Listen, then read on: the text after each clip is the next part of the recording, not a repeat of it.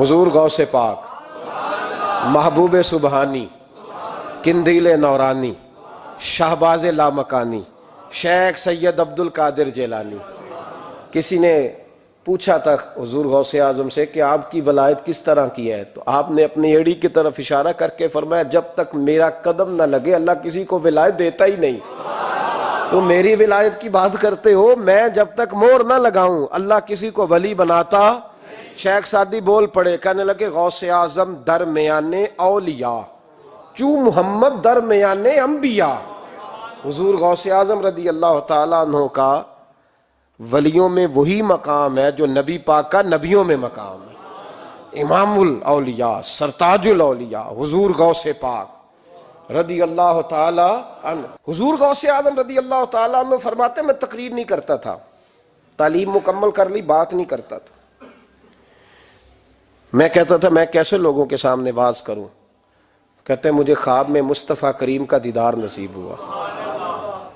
محبوب نے فرمایا عبد القادر بات کیوں نہیں کرتے؟ میں نے کہا حضور یہ عربی لوگ ہیں، فصیح و بلیغ ہیں، ہر آدمی بات سمجھتا ہے، تو میں کس طرح اتنے مجمع میں بولوں گا، بڑا مشکل کام ہے، ہر آدمی کی ذہنی سطح کے مطابق کیسے بات کروں گا؟ کہتے ہیں مصطفیٰ کریم نے فرمایا منہ تو کھولو ذرا۔ کہتے ہیں میں نے منہ کھولا تو حضور نے 7 دفعہ لعاب دہن میرے منہ میں ڈال دیا۔ فرمایا اب تو بولتے جانا اور میری برکتیں تیری مدد کرتی جائیں گی۔ آپ فرماتے ہیں اگلی شام میں سویا تو مولا علی شیر خدا بھی آ گئے، تو فرمانے لگے عبد القادر منہ کھول نا بیٹا تو میرا بھی ہے۔ کہتے ہیں میں نے منہ کھولا تو حضرت علی نے 6 دفعہ لعاب دہن ڈالا۔ میں نے کہا حضور آپ نے 6 دفعہ ڈالا ہے، تو خواب میں حضرت علی فرماتے ہیں، کہتے ہیں بیٹے میں نبی پاک کے برابر تو نہیں نہ ہو سکتا، میں نبی پاک کے برابر، حضور نے 7 دفعہ ڈالا ہے تو 6 دفعہ اس لیے ڈالا ہے کہ میں حضور کے برابر۔ صحابہ تو خواب میں بھی آ کے کہتے ہیں ہم نبی کے برابر نہیں، تو کیسے نبی کے برابر بن گیا؟ وہ تو خواب میں بھی آ کے کہتے ہیں کہ ہم حضور کے برابر ہیں، تو زندگی میں دعوے کرتا پھرتا ہے۔ حضور غوث اعظم فرماتے ہیں بس پھر چھوٹی سی مسجد، اور اس میں نے تقریر شروع کی، میں اکیلا ہی چلا تھا جانب منزل مگر، پھر لوگ ملتے ہی گئے، پھر کارواں بنتا گیا۔ فرماتے ہیں چھوٹی سی مسجد، پھر مسجد بڑی ہوئی، پھر مجمع بڑھ گیا۔ فرماتے ہیں پھر جامع مسجد، پھر مجمع وہاں بھی کم پڑ گیا، پھر بغداد کی عیدگاہ وہ بھی بھر گئی تو صحرا میں جا کے خیمے لگ گئے۔ کہتے ہیں تقریر ہوتی تو ہزاروں کا مجمع، ہزاروں کا۔ ملا علی قاری کہتے ہیں غوث اعظم کے اجتماع میں 70 ہزار لوگ شریک ہوتے تھے، ہزاروں علماء کاغذ قلم لے کے بیٹھے ہوتے تھے کہ غوث پاک جو باتیں بیان کریں گے تفسیری نقطے ہم نے نوٹ کرنے۔ اور حضور غوث اعظم کو اللہ نے یہ کمال دیا تھا، کمال، یہ آپ کی کرامت تھی کہ بغیر سپیکر کے بولتے تھے، جیسی سمجھ پہلے والے کو آتی تھی ویسی آخری والے کو آیا کرتی تھی۔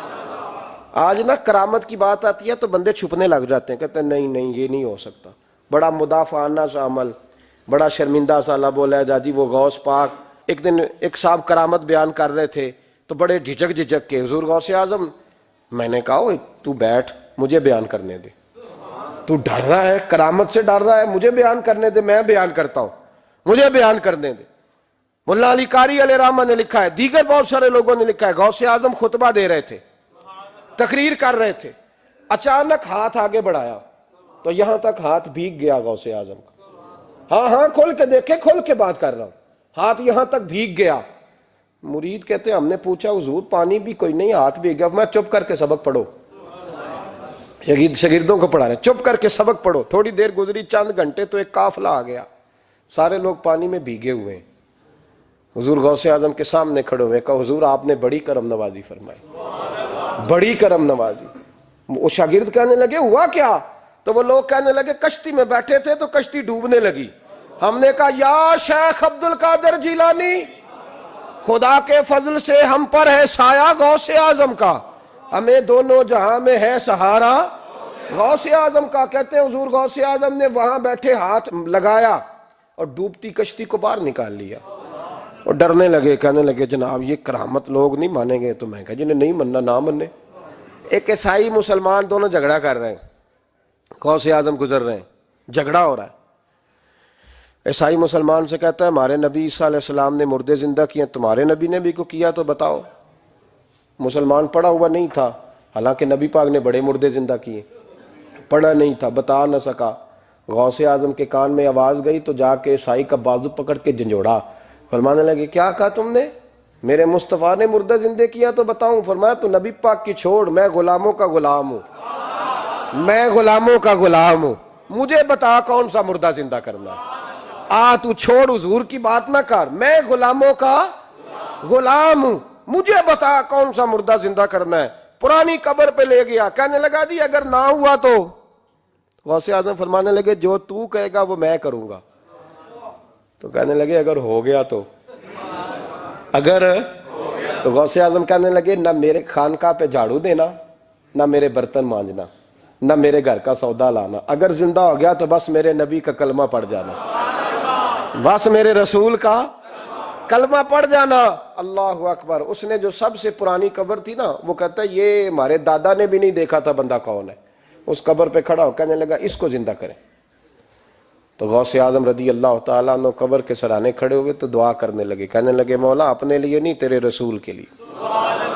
پھر فرمایا قم باذن اللہ، اٹھ اللہ کے حکم کے ساتھ۔ ایک عورت کلمہ پڑھتی ہوئی کھڑی ہو گئی، کھڑی ہو گئی، اور کھڑی ہو کے اس نے پہلا جملہ کہا تو کمال کر دی، کہنے لگی میرے نصیب دیکھو، میں بنی اسرائیل کی تھی، عبد القادر تیرے صدقے جاؤں، تو نے مجھے کھڑا کیا ہے تو اللہ نے مجھے مصطفیٰ کا کلمہ پڑھنے کی توفیق دے دی، تیرے قربان جاؤں عبد القادر، تیری کیا بات ہے۔ اب وہ بندہ دوڑ دوڑ کے غوث اعظم کے قدموں میں آیا، فرمانے لگے نا کلمہ میرے مصطفیٰ کا پڑھنا ہے، حضور کا غلام بننا ہے۔ او بھائیو، حضرت شیخ عبد القادر جیلانی، حضور غوث اعظم رضی اللہ تعالیٰ عنہ، معمولی بات نہ سمجھنا، حضور غوث اعظم رضی اللہ تعالیٰ عنہ فرماتے ہیں میں قدم نہ لگاؤں تو اللہ ولایت ہی نہ دے، میں قدم نہ لگاؤں تو اللہ ولایت نہ دے۔ ایک آدمی سے حضور غوث پاک ناراض ہو گئے، ایک شخص سے، نکل جا میرے آستانے سے۔ دعا منگیا کرو سنگیو، کتے مرشد نہ رس جاوے، جنہاں دے پیر رس جاندے، وہ جیوندے بھی وہ مرے ہی رہن، چل دوڑ جا، نکل جا۔ وہ کہتا ہے میں 300 ولی کے پاس گیا ہوں، 300، ہر ایک سے کہا میرے لیے دعا کرو، تو وہ کہنے لگا جسے عبد القادر دھتکار دے اس کو کوئی سینے سے لگا سکتا؟ چل واپس چلا جا۔ آ کے قدموں میں بیٹھ گیا، کہنے لگا سونیا معاف کر دے۔ فرمانے لگے تو نے دیر کر دیا، میں تو کب سے معاف کیے بیٹھا ہوں، تو نے دیر کی آنے میں تو رسول اللہ کا غلام ہوں، اور حضور نے معاف کرنا سکھایا ہے۔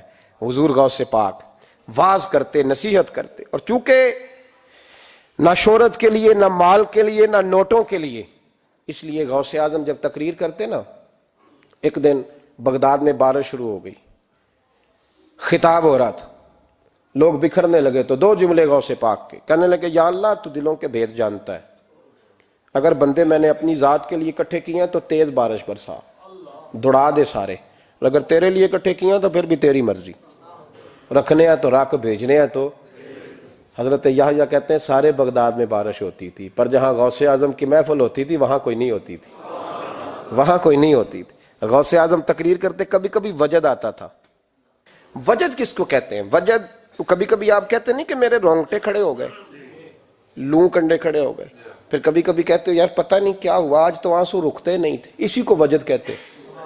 اسی کو، یہ ایک کیف ہے، ایک مستی ہے جو چڑھ جاتی ہے، ہر جگہ چڑھتی، کہیں کہیں چڑھ جاتی ہے، اور کمال ہو جاتا ہے جب چڑھ جائے، پھر مزہ آ جاتا ہے۔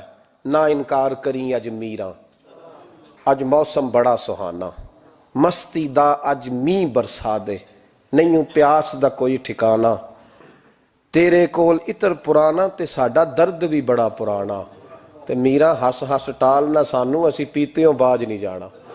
کبھی کبھی ایک ماحول ہوتا ہے نا، کبھی کبھی حضور غوث اعظم وجد میں آتے تھے، کبھی کبھی اللہ کی دریائے رحمت کو بھی کبھی کبھی جوش آتا ہے، اور میرے حبیب فرماتے ہیں وہ پہلے آسمان پر نزول جلال کرتا ہے جو اس کی شان کے لائق، اور فرماتا ہے بندو مانگ لو جو مانگو گے میں دے دوں گا۔ میرے محبوب کے دریائے رحمت کو بھی جوش آتا تھا، حضور فرماتے تھے آج پوچھو جس نے جو پوچھنا ہے پوچھو، حضور فرمایا کرتے تھے۔ ایک دن حضرت ربیہ بن کعب سامنے کھڑے ہیں تو میں سال یا ربیہ، ربیہ جو دل کرتا ہے مانگ لے تیرا نبی تجھے دے دے گا۔ کبھی کبھی دریائے کرم جوش میں، تو غوث اعظم کو کبھی کبھی جوش آتا تھا، ایک دن تقریر کرتے کرتے کرتے کرتے جذبات میں آ گئے، جوش میں، یوں نظر اٹھائی تو حضرت خضر گزر رہے تھے اوپر سے، اور جوش جذبات میں فرمانے لگے، او بنی اسرائیل کے ولی ذرا نیچے تو اتر، ذرا محمد عربی کے غلام کی بھی چند باتیں سن کے جا، آج تجھے سناؤں رسول اللہ کے غلام کس طرح کے ہوتے ہیں۔ حال میں وجد میں کیف میں تھوڑی دیر گزری تو تڑپنے لگے، مجمع پہ سکوت طاری، لوگ سمجھ نہیں رہے ہو کیا رہا۔ ایک آپ کے خلیفہ تھے حضرت علی بن ہیتی، وہ دیوار کے ساتھ ٹیک لگا کے سو رہے تھے، سارا مجمع دم بخود ہے، یہ کیا ہونے لگا؟ غوث پاک اٹھے، تقریر وہیں رہ گئی، علی بن ہیتی کے پاس جا کے یوں ہاتھ باندھ کے کھڑے ہو گئے اور دیر تک نبی پاک پہ درود پڑھتے رہے۔ ان کی آنکھ کھلی تو وہ بھی روئے، غوث اعظم بھی روئے، دعا ہو گئی، جلسہ ختم۔ غوث پاک سے تو پوچھنے کی طاقت ہی نہیں تھی نا کسی کی، ان سے کون پوچھے؟ لوگ حضرت علی کے پاس، حضرت علی بھی نہیں تھی رحمت اللہ علیہ، حضور یہ کیا ہوا؟ ہمیں سمجھ نہیں آئی۔ آپ فرمانے لگے، تمہیں کیا بتاؤں، تم کسی معمولی پیر کے ماننے والے نہیں ہو، میں آج غوث اعظم کی محفل میں بیٹھے بیٹھے ہی مدینے پہنچ گیا ہوں اور مجھے رسول اللہ کے جلوے نظر آنے لگے ہیں، پر میرے شیخ کا کمال دیکھو، جو میں خواب میں دیکھ رہا تھا عبد القادر ظاہری آنکھوں سے نظر فرما رہے ہیں، ظاہری آنکھوں سے، عالم وجد میں، کیف میں، سرور میں۔ اور جب غوث اعظم تقریر کرتے تھے نا تو 50 آدمی اس کونے سے کھڑے ہوتے تھے، کہتے تھے حضور ساری زندگی گناہ کیے ہیں، اب توبہ کرتے ہیں، اب دوبارہ گناہ نہیں کریں گے۔ اس کونے سے 15 کھڑے ہوتے تھے، حضور ڈاکے ڈالے ہیں ساری عمر، اب توبہ، آپ کی بات نے دل بدل دیا ہے، اللہ نے توفیق ہدایت دے دی۔ ادھر سے 10 کھڑے ہوتے، حضور سود کا دھندا، چوری کا دھندا، آج کے بعد توبہ۔ ایک بزرگ تھے حضرت یحییٰ بن نجا ان کا نام تھا، وہ کہتے ہیں میں نے سوچا روز بندے توبہ کرتے ہیں، آج میں گنوں نہ کہ ایک محفل میں کتنے کرتے ہیں، آج گنوں نہ۔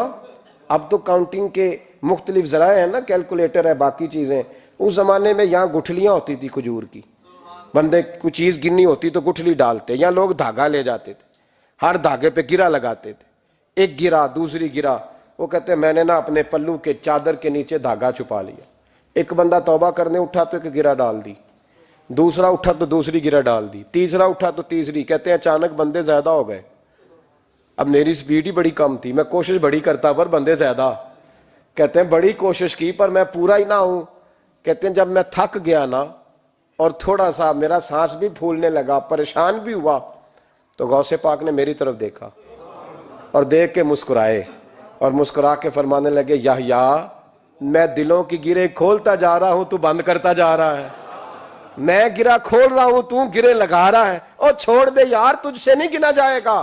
یہ عبد القادر کی وجہ سے توبہ نہیں کر رہے، خدا کے فضل کی وجہ سے کر رہے، اور اللہ کا فضل گنا جا سکتا نہیں، شمار کیا جا سکتا۔ فرمایا نہ کر۔ آپ نے 40 سال لوگوں کو تبلیغ فرمائی، ہزاروں یہودیوں نے کلمہ پڑھا، لاکھوں نے، عیسائیوں کا بڑا عالم تھا، وہ کہتا ہے میں پوری انجیل پڑھتا تھا، جتنے نسخے تھے سب مجھے یاد تھے، لیکن میں متاثر ہو گیا اسلام سے، یمن کا رہنے والا تھا، میں نے ایک ٹھان لی اس کے ہاتھ پہ کلمہ پڑھنا ہے جو اس وقت نبی پاک کی امت میں سب سے زیادہ شان والا ہو۔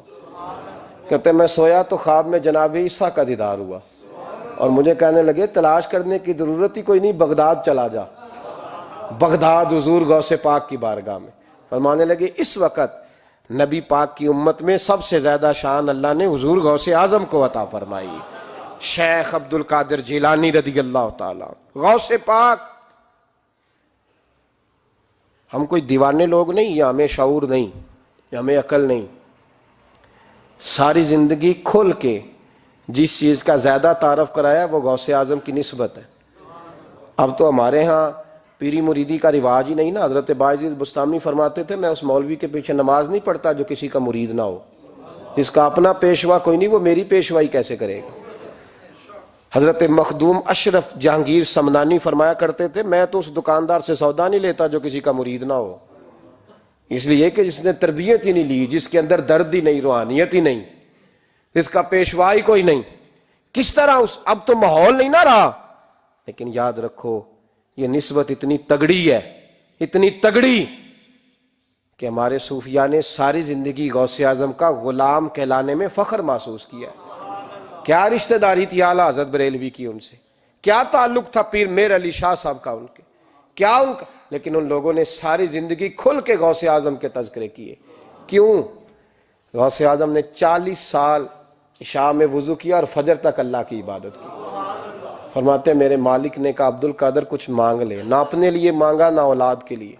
کہنے لگے مولا قیامت تک جو میرا نام لے نا اسے بغیر توبہ کے مرنے نہ دینا، مرنے لگے تو توبہ کی توفیق دے دینا۔